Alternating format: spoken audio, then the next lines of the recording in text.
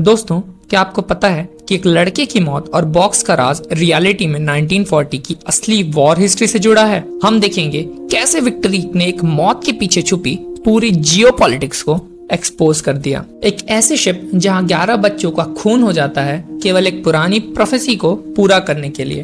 तैयार हो जाओ, क्योंकि ये एपिसोड आपका दिमाग घुमाने वाला है। पिछले एपिसोड में हमने देखा काजुया और विक्ट्री क्वीनबेरी नाम की एक नकली शिप में फंसे हैं, जहां 11 लोग को इनवाइट किया गया था, पर अब वहां 12 लोग मौजूद हैं।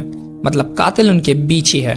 क्वीनबेरी को भूतिया साबित करने की पूरी कोशिश की गई, पर विक्ट्री ने अपने इंटेलिजेंस से उस साजिश से पर्दाफाश कर दिया। मॉरिस, जो इन सब में इन्वॉल्व्ड था, विक्ट्री पर गन तान देता है और गोली चलने की आवाज सुनाई देती है। अब आगे। जब काजुया की आंख खुलती है तो मॉरिस खुद के ही खून में सना हुआ था। असल में गोली चलाने वाला मॉरिस नहीं बल्कि जूली थी।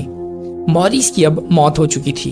सबके पूछने पर जूली का कहना यह था कि उसे भी साइड में गन मिली थी, पर ये येलो हेयर्ड कैरेक्टर जिसका नाम नेड है, मॉरिस की गन फेंकते हुए जूली को भी अपनी गन फेंकने को कहता है और आगे बढ़ जाता है। इसी हड़बड़ी में जूली का बैग नीचे गिर जाता है, लेकिन विक्ट्री को उसकी हेल्प करते वक्त कुछ रियलाइज होता है, कुछ ऐसा जो अब उसे समझ आ चुका था। तभी एक चीख सुनाई पड़ती है। चीख के पीछे जाने पर नेड एक कोने में बुरी हालत में पड़ा होता है। जूली को फ्लैशबैक्स आते हैं और उसे कुछ गड़बड़ का एहसास होता है। काजुया नेड की पल्स चेक करता है। नेड की अब मौत हो चुकी थी, जो सबके लिए एक बड़ा झटका था, लेकिन विक्ट्री को किसी गड़बड़ का एहसास हो चुका था।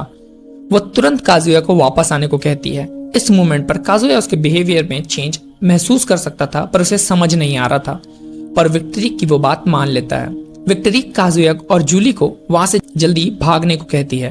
वो तेजी से भागते हुए एक रूम में पहुंचते हैं और क्लूज ढूंढने लगते हैं। माहौल काफी टेंस होता है कि तभी काजुया को एक नकल्स के सेट मिलते हैं, पर सडनली एक फिगर वहां पहुंच जाता है जो तेजी से उस गेट को खोलता है। और एनी गेस कि ये कौन होगा? एग्जैक्टली, ये नेड ही होता है, जो मरने की केवल एक्टिंग कर रहा था। वो विक्ट्री को कहता है, मुझे ज्यादा स्मार्ट लोग बिल्कुल नहीं पसंद, और विक्ट्री को अटैक करने की कोशिश करता है। पर तभी काजुया यह दिखा देता है कि वो क्यों इंपीरियल गार्ड फैमिली का तीसरा बेटा है। वो नेड की काफी जोरदार पिटाई करता है और तीनों वहां से भागते हुए शिप के टॉप पे पहुंच जाते हैं, क्योंकि ऊपर भी एक टेलीग्राम रूम होता है। पर नेड भी वहां पहुंच जाता है। काजुया विक्ट्री की प्रोटेक्शन के लिए उसे टेलीग्राम रूम में बंद कर देता है। सिचुएशन थोड़ी इमोशनल और रोमांटिक सी फील देती है, जहां विक्ट्री का एक वल्नरेबल साइड हमें देखने को मिलता है। काजुया और नेड के बीच में इंटेंस फाइट होती है। हमें बताया जाता है कि काजुया फाइटिंग में कभी अपने पापा या अपने भाइयों जितना स्ट्रांग नहीं था, इसलिए उसने अपना पूरा फोकस पढ़ाई में लगा दिया। पर अगर वो ऐसे ही वीक रहा तो वो विक्ट्री या अपने अपनों की कभी भी सुरक्षा नहीं कर पाएगा, और वो बहुत स्ट्रांगली फाइट बैक करने की कोशिश करता है, लेकिन यह फाइट नेड के पलड़े में चली जाती है। सिचुएशन अब ऐसी हो चुकी थी कि नेड काजुया को शिप से फेंकने वाला होता है कि तभी जूली आकर नेड को मार देती है और तीनों बच जाते हैं। ये सिचुएशन तीनों के लिए शॉकिंग थी, एट द सेम टाइम उन लोग के लिए रिलैक्सिंग भी थी। अब शिप में काजुया, विक्ट्री और जूली ही बचते हैं और अब टेलीग्राम भी काम करने लगता है। वैसे ये मेरा पर्सनल क्वेश्चन है, अगर आपकी भी ऐसी कोई जीनियस फ्रेंड होती तो आपका पहला रिएक्शन कैसा होता? कमेंट में जरूर बताना। अब नेक्स्ट मॉर्निंग शिप शोर पे होती है। वहां ग्रेविल भी मौजूद होता है। विक्ट्री को जूली पे पहले से शक था, जो उसने ग्रेविल को टेलीग्राम के थ्रू पहले ही इन्फॉर्म कर दिया। जूली बिना ज्यादा खुद को डिफेंड किए एक्सेप्ट कर लेती है कि हाँ, ये सब उसका बदला था। फाइनली हमें क्वीनबेरी की एक्चुअल स्टोरी पता चलती है, जहां 11 अनाथ बच्चों को इस शिप पर लाया गया था। सबकी नेशनैलिटी अलग अलग थी और अलग अलग कंट्रीज के होने के कारण उनकी लैंग्वेज भी अलग थी, लेकिन इसके बावजूद उनमें एक दूसरे के प्रति सहानुभूति और हमदर्दी थी। लेकिन अचानक एक लड़के की मौत हो जाती है और वो बिल्कुल सेम उसी हालत में पड़ा होता है जिस हालत में नेड को मरा हुआ दिखाया गया। सब एक दूसरे पर शक करने लगते हैं, जो लड़ाई का रूप ले लेती है। इस बीच एक लड़की ली, जो फ्यूचर में अरेबियन मेड बनेगी, वो इंजर्ड हो जाती है। जूली उसकी हेल्प करती है और ली ग्रैटिट्यूड के तौर पे जूली को अपना एक लॉकेट दे देती है।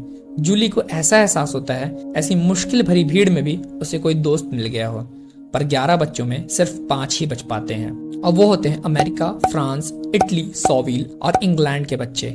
लेकिन जब वो नीचे पहुंचते हैं तो पता चलता है जो सबसे पहले लड़का मरा था वो नेड ही था, और वो मरने का केवल दिखावा कर रहा था।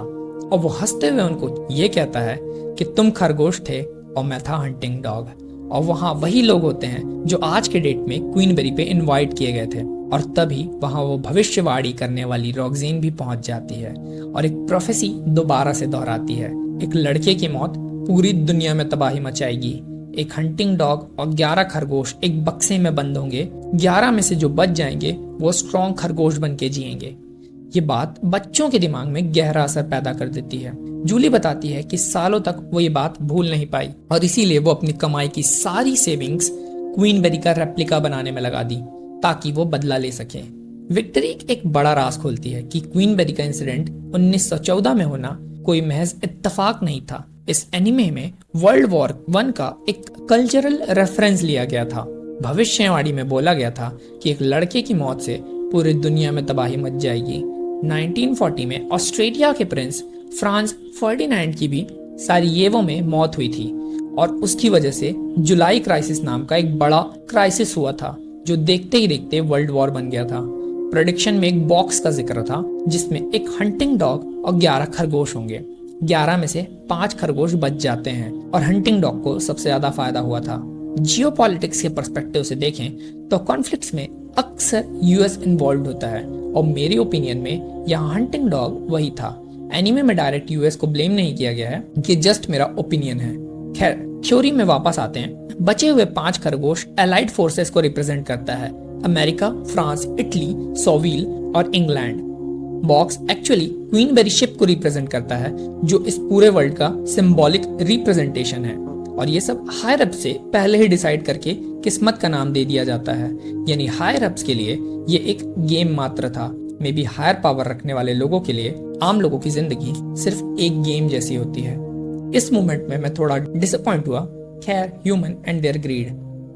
फाइनली एंड में 2 और बड़ी चीज रिवील होती है। जब काजुया कंप्लेन कर रहा होता है कि ग्रेविल ने फिर तुम्हारा पूरा क्रेडिट ले लिया, विक्ट्री 2 बड़े खुलासे करती है। पहला, वो अजीब बिहेवियर करने वाला डिटेक्टिव ग्रेविल और कोई नहीं बल्कि विक्ट्री का बड़ा भाई है।